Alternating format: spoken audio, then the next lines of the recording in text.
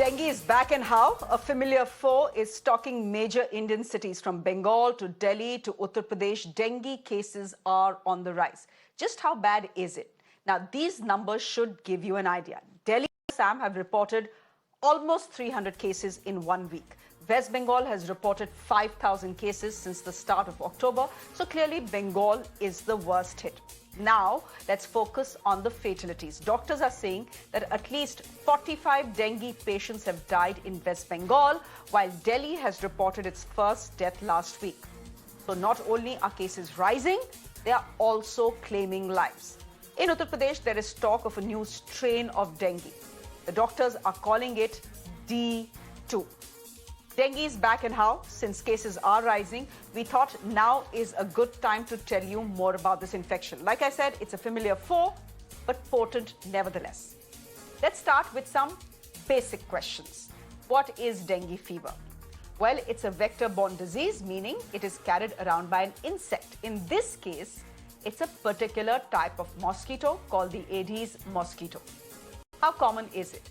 Well, the incidence of dengue have increased 30-fold in the last 50 years. So yes, it's pretty common now. Around 50 to 100 million cases are reported annually, most of them in tropical countries.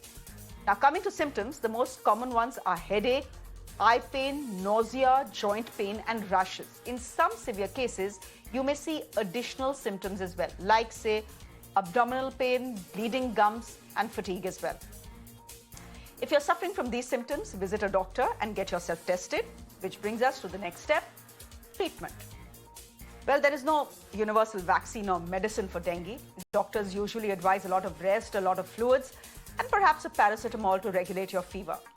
Remember, do not self-medicate even if you're convinced you have dengue. Indians are experts at that. Make sure you reach out to your doctor.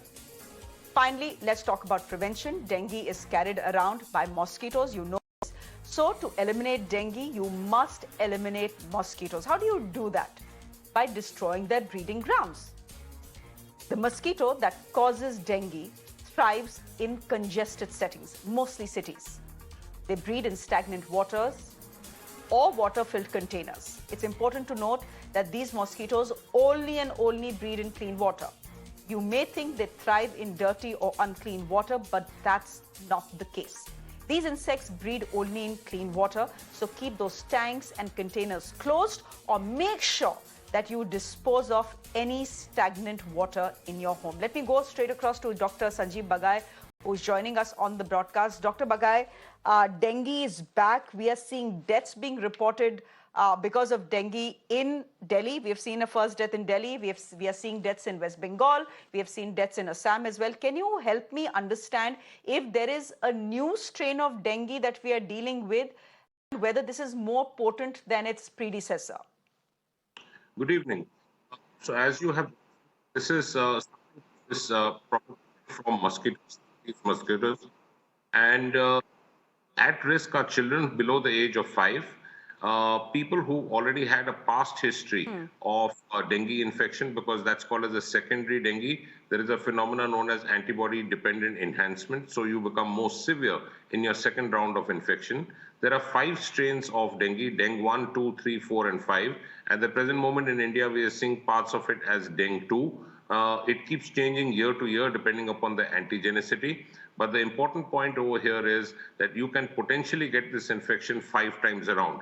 Every subsequent infection is more dangerous. So dengue is endemic in most parts of India, and we need to be extremely aware and careful. Look out for early warning signs, look out for the clinical signs, and don't self-medicate. Don't self-medicate. That is very, that's very important for all of us to know. Can you help me understand the symptoms? We have already listed out a set of symptoms, but is there something else that we need to look out for? Because if you see, the symptoms of dengue are pretty similar to symptoms of viral fever as well. You'll get a headache, you'll get fever, and you could easily think this is a viral fever. Absolutely. I think this is the core thing for all the viewers to understand. That dengue initially presents with fever. So it comes in 3 parts. The clinical phases are in 3 parts. So very quickly to enumerate it, it's a febrile phase, then you go into a critical phase if it's unchecked, and then a recovery phase. In the febrile phase, generally the fever is between day 1 to day 3, day 4. Once the fever goes down, the rash comes. So the fever going away is always not a sign of complete recovery. So I think the viewers must understand that diminishing fever is not a sign of recovery. The fever can also be biphasic. That means it's a camelback. It will be high for the first 2-3 days, a gap of 1 or 2 days, and then it can come back. So the disappearance of fever in the first spike is again not a sign of total recovery. You will have rashes which are typical reddish hue. It's a very much like measles kind of rash, and occasionally you will see petechiae in severe cases. So the phase 2 of this is called as a critical phase, in which you can have petechiae, you can have what we call as capillary leak. So you can have fluid leaking within your lungs, within your abdomen. Your kidney and liver can occasionally get infected, and left untreated, patients go into dehydration and shock. Phase 3 is what we call as a recovery phase, in which you have itching, you have a lot of body ache, malaise. The eye pain is always retroorbital. That means just above the eyes, in the frontal part of your head. You have back pain, which is classically lower back pain. In fact, dengue many years back was called as back-breaking fever. The other important point is that your hemoglobin goes up and your platelets go down. So the trick really here is hydration of especially children and the elderly and the comorbids. Don't let them go into a dehydration. Higher your hemoglobin, that means thicker your blood, greater will be your drop in platelets. Dr. Bagai, before I let you go, can I ask you how we can keep ourselves safe from dengue? I'm asking you this because right now in every home, probably across India, you either have some coils that will be burning, or you have machines that are plugged into mosquito repellents. And speak to anyone, at least in Delhi and Bombay, and they'll tell you these machines don't work. They don't seem to be doing anything on the mosquito. So what do we do? How do we protect ourselves? Yeah, so it's like, all these kind of gadgets which are available in the market largely are giving a false ray of hope. It's like selling a comb to a bald man. The efficacy is really not proven, it's not there.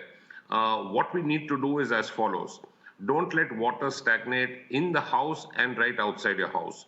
If you see any stagnation of water, please contact the local civic authorities and your municipal corporation to get it cleared. Don't have areas where water can actually accumulate. So things like water coolers or plant pots and things like that in the house and outside the house. Hydrate yourself well, like I said. If you have fever, only rely on paracetamol. Please don't take medicines like ibuprofen, nimesulide, aspirin. They can be potentially fatal and extremely harmful because they can wipe away your platelet count. Last, most importantly, don't self-medicate. Antibiotics are not required. There is no role of any home remedies or alternative medicine. There is no role of any fruit or vegetable peel like Karela, like Loki, like any other item which is being promoted by various WhatsApp sites. If you have fever, headache, body ache, please consult your doctor. And in the end, I would like to mention, do not hesitate to get your blood test done, but the timing of your blood test done is important. There are two types of blood tests. One is known as an antigen test, which is NS1. That should only be done on day 2 because it turns out positive from the beginning of day 2. And then you have an antibody test which comes positive from day 6, day 7. Consult your doctor. Dengue is largely treated at home. Hospitalization is rare, but in untreated, undiagnosed, and unmonitored patients, especially in children, it can be fatal. Do not self-medicate. Be safe. Cover the exposed parts of the body, your hands and legs, where the mosquitoes bite the most, and be aware of the warning signs so that you can inform your local doctor. All right, we'll leave it there for the moment. Thank you, sir, very much for joining us. We are moving on to the other story that is coming in. Thank you, Dr. Bagai, for joining us.